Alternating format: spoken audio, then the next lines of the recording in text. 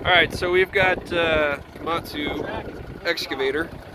We've got metal tracks, and we're going to show you how to put it back on if it falls off. We took the bucket, we lifted up this side of the excavator with the bucket. You don't want to lift it too high, just enough to clear off the ground so you're not lifting the track too far off. This is grease dirt right here, and that is what puts the pressure on the wheels, and it pushes this piston out, which pushes that wheel and tightens the track. So if there is still some tension in that, it's good to turn it back until it lets grease out. Make sure that's collapsed all the way.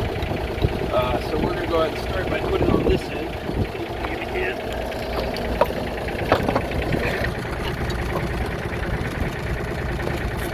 He's got it all the way off here.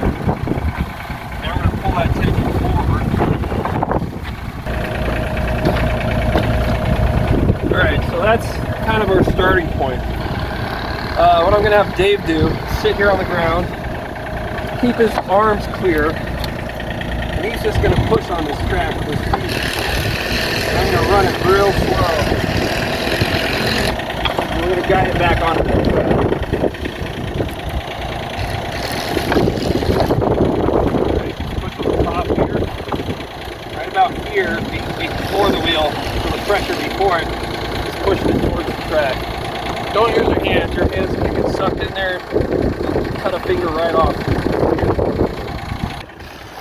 you go. That's it. Make sure you're kind of pushing behind the wheel a little bit, so that's going to guide it. Yeah, right there.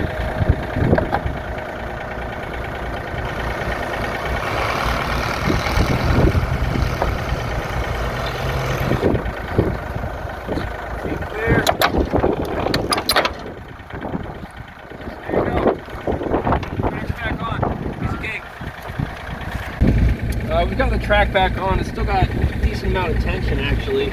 We were able to get that on with tension on it. But I'm just going to put a little more on there. Tighten that up. You can usually look by the sack below. It's already fairly tight, but we're just going to go until grease starts to push out. And that's actually about there already. If you're tightening your tracks, it's good to have them floating and not on the ground, or you're going to have putting force against that. It's not going to be able to get completely tight.